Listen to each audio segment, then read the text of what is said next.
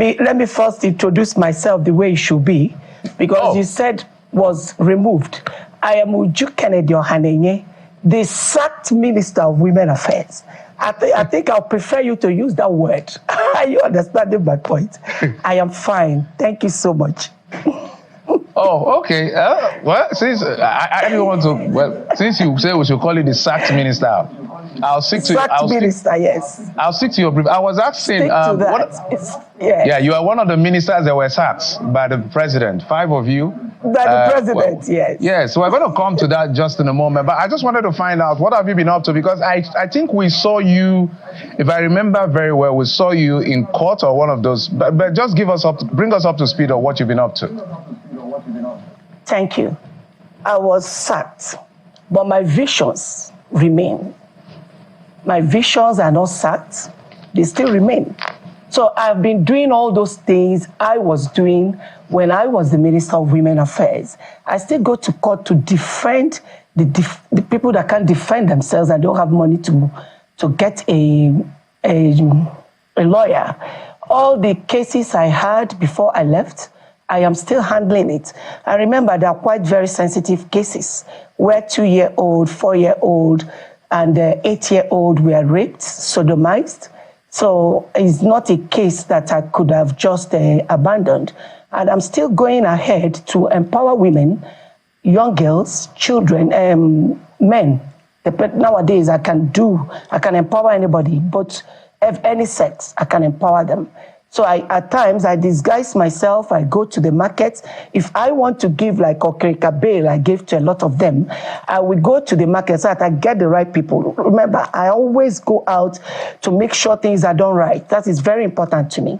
So I usually disguise myself, go to the market, and I'll be able to see those that are picking the Okerika, but they don't have money for bail. And I will now gather them before I remove my disguise for them to recognize me, take them to where I packed those things, which was given to me by an organization, and I will give it out to them. So I'm virtually actually doing things I have been doing before.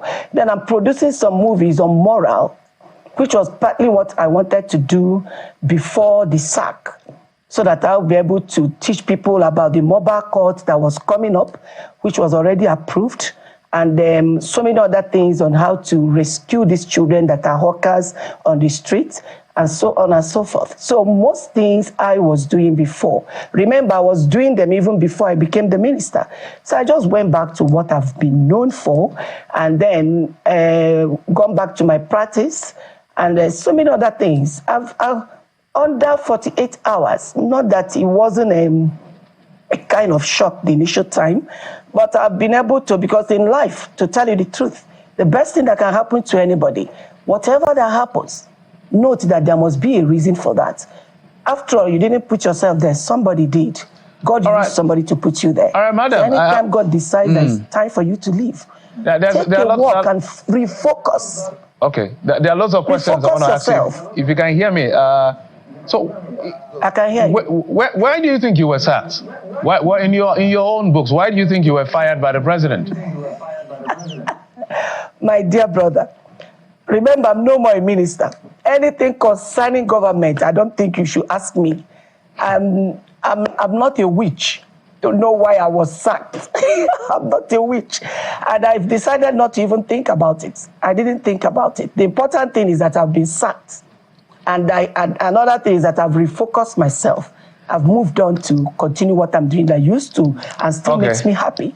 The reason I'm asking that question, empowering people. My apologies. The reason I'm asking that question, we had Bayo Nanuga, one of the spokespersons of the president, saying that the president spoke to all of you before the decision or before the announcement was made. So I'm wondering, what could he have told you as his reason for letting you go? I am not aware of that. So, because sometimes when it comes to these issues, I think you just let it be. I'm sorry to answer it like this. Like I said, the most important thing is that I have been sacked, and Nigerians know it. And I thank Nigerians for the kind of support they gave to me. I couldn't believe it. You know, they really supported me. A lot of them spoke on my behalf, spoke out for me. I thank them, but at the same time, I keep advising, when one door closes, just try your best to reopen another one. Even if it's the one you closed before because of the other door, reopen it and continue what you're doing. I don't like dulling my life over anything. That's the point. Yeah, so since maybe you didn't know why you were fired, or the president may not have told you, yes. I will tell you some of the things that Nigerians said that could be the reason. Some said, oh, you didn't have enough tact and diplomacy in carrying yourself as a minister. Others said it could be a question of competence. Others said it could be internal wrangling within the polity. Others said because you had no political godfather. Is there anyone that fits into the things you may be thinking of as to why you were sacked? Okay, the issue of me not being diplomatic, as they said, I think I could talk on that because, one, being Minister of Women Affairs, as at the time I was, remember, I was handling very sensitive cases. You will be in your office and they bring in a 2-year-old and show you that this girl has been raped. You see some substance from the man transmitted to this girl and to the baby. I wonder what you would have expected me to do. Even some of them said, why does she doesn't carry herself like a minister. She goes to police station herself.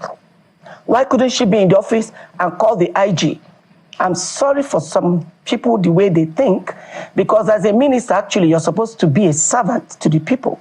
You listen to them and you respond quickly before things go wrong. So most times, some of those cases, I can't fold my hands, and probably somebody comes to tell you they want to release a guy that raped a child, like the one they brought, who started wearing Pampers at 4 years again because she was leaking from sodomizing and raping. So I had to rush to that police station to make sure they don't release the guy. I followed them to the court and met with the judge. I walked into the court.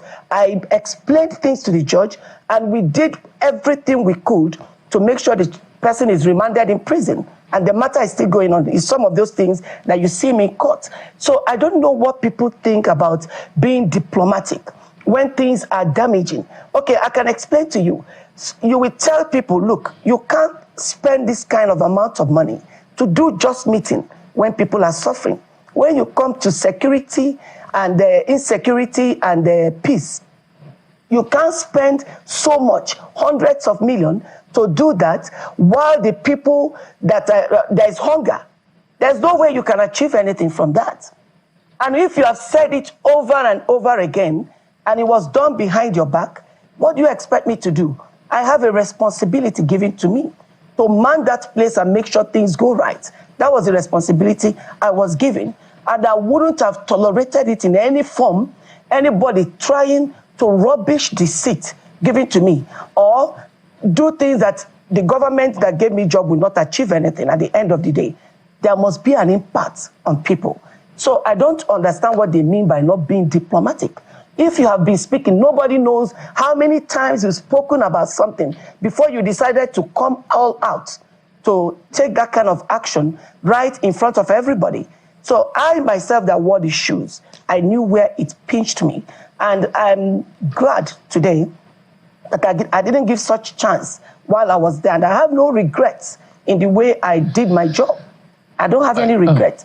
And I don't think I could have done it anyhow better than, but that was the highest way I myself could have done it.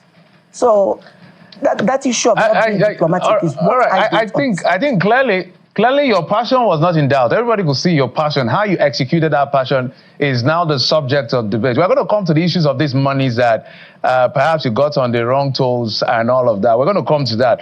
But just to land on this one and maybe move on from there is, the people pointed the issue of your face-off with the lawmakers, you storming event, a particular event. I remember saying this event was not sanctioned by your ministry, some issues around you trying to sue the United Nations and all of that. Why were you pushing that hard as a minister? So when I got in there, moreover, I'm very much in good terms with United Nations. I have no issues with them. All I was able to achieve is to change the action plan The action plan was not making impact on the people of Nigeria. You can't be spending billions of dollars and the people, poverty continued increasing. And Nigeria is not seeing all this. What are we talking about? All I wanted them to do was to change the action plan in such a way that it will make an impact on our people, the vulnerable people. I said it in UNGA, I said it in CSW, and I kept saying it. So at the end of the day, I still achieved it because we were able to change some of the things. UNICEF changed the action plan to focus more on things that will make more impact. And remember, some of the places they spend money is on social norms. And those social norms, you can't continue doing the same thing over and over again when it's not working.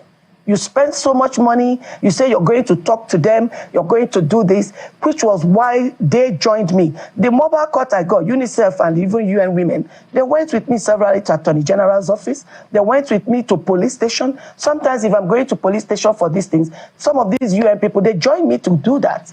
So if I said I was going to sue the United Nations, they knew what I was talking about. And they knew what I needed them to do so there will be impact on my people. So let's just talking about our nation. Okay, let's juxtapose shooting ourselves on the foot. Let's juxtapose a few issues. Now you talked about the action plan. Maybe you walk us through what this action plan is. I can't remember the amount exactly, but it's either $100 million or $500 million that was meant to be released as loans to support women and all of that. And then you needed to sign off. I don't know whether you signed off to that money. And maybe you bring Nigerians up to speed as to why, whether you signed off and why perhaps you didn't sign off on that particular money. Because there has been a back and forth. I got to cut you off. No. Listen to me. Yes. I am no more there. If anybody should discuss this, you just mentioned, it should be my sister that is there, the recent, the Minister for Women Affairs. I am no more there. The day I dusted my legs out of that place, I forgot everything concerning that place. And I've refocused my life. I mean it. I was raising that issue, which is equally competent. Yes. The reason I was raising that issue, because I have a couple of things I want you to respond to on the program. The reason I was raising that issue was because I know that there were issues at that moment. So whether there was a resolution to that issue is what I wanted to find out from you, because we didn't get to hear the end of it. No, maybe the end of it is not yet there. So just find a way to ask that question to them. Okay, I understand where you're going to. You were with me where I stopped. So that place I stopped is that was where I stopped. Okay, it's as far as we read. It's as far as I was not with you in the office. We just read, so we need all this clarity. No, not only that you read, I spoke about it several times. Yes. So let's talk about. For now, I don't know what's going on there. Let's talk about what is going on in the country. A couple of things, because I'm going to come back to a few things, but I want to marry a couple of the issues so we can cover as many things as possible. I know you're very passionate about women. I know you're very passionate about children. And that has been clearly seen. If you were to look at the Nigerian state as it is under the leadership of President Bola Tinubu as the minister, as you served under him as a minister, what would you say is your view of the situation of the country? Okay, from the little knowledge of things that I know, I have never seen any positive move as I'm seeing now. Listen. Remember, I was sacked. I'm not saying it to impress anybody. I'm just telling you because I've been very passionate about how things should move in the country. And I have never seen anything as positive as I am seeing right now. Because in all this while, we've been living on illusions. That is my own belief. We've been living on illusions. We've been living in a house without foundation. But as it is as if we are digging down to fortify a very solid foundation, then grow up out of it and build it up. That is the way I see it, sincerely. That's what I'm telling you. So now, in as much as there is suffering, it's just for a matter of time. By the time that foundation comes up, it will permanently stabilize things. So I still tell Nigerians, to hold on as I see them holding on. That foundation is coming up. And I'm watching, I'm following up myself. And you know me, I'm a very blunt person. I don't fear anybody, I only respect people. If I see anything, I say it as I feel. That is the way it is. That's why they say you're passionate, you're passionate. I just say things as they are. We have hope, seriously, because gradually, things will start changing.